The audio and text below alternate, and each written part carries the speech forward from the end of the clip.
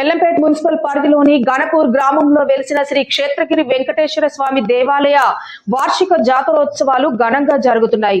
శ్రీ వెంకటేశ్వర స్వామి జాతర ఉత్సవాల్లో భాగంగా బుధవారం స్వామివారి కళ్యాణం కన్నుల పండుగగా జరిగింది. ఎల్లంపేట్ మున్సిపల్ పరిధిలోని గణపూర్ గ్రామంలో వెలిసిన శ్రీ క్షేత్రగిరి వెంకటేశ్వర స్వామి దేవాలయ వార్షిక జాతరోత్సవాలు ఘనంగా జరుగుతున్నాయి. శ్రీ వెంకటేశ్వర స్వామి జాతర ఉత్సవాల్లో భాగంగా బుధవారం స్వామివారి కళ్యాణం కన్నుల పండుగగా జరిగింది. స్వామి కళ్యాణంలో రాజబొలారం గ్రామ మాజీ సర్పంచ్ దేశం నారాయణ గౌడ్, రాజబొలారం గ్రామస్తులు మాలోత్ రాజు, దీపక్లు పాల్గొన్నారు. మాలోత్ రాజు స్వామివారికి పట్టు వస్త్రాలు సమర్పించారు. 16న జాతర నిర్వహించడం జరుగుతుందన్నారు. ప్రతి ఏడు సంక్రాంతి పర్వదినాన శ్రీ క్షేత్రగిరి వెంకటేశ్వర స్వామివారి జాతర మహోత్సవాలు నిర్వహించడం జరుగుతుందన్నారు. ప్రతి ఏటా మేము ప్రతి సంవత్సరము పట్టు వస్త్రాలు సమర్పిస్తూ ఉంటాము. ప్రతి ఏటా ఏడుకొండలవాడ వెంకటేశ్వర స్వామికి అన్నప్రదానం, మళ్ళీ కళ్యాణం ప్రతి ఏటా భోగినాడు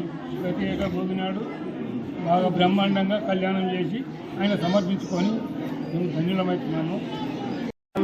కళ్యాణ నిధయేర్దినాం శ్రీ వెంకట నివాసాయ శ్రీనివాసాయ మంగళం.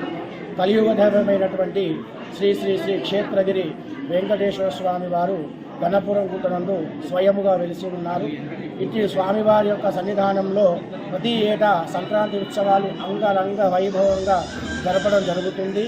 అలాగే ఈ సంవత్సరము జనవరి 12వ తారీఖు 1వ నెల 2026 నుండి 16 శుక్రవారం వరకు అంగరంగ వైభవంగా ఈ జాతర మహోత్సవాలు నిర్వహిస్తారు.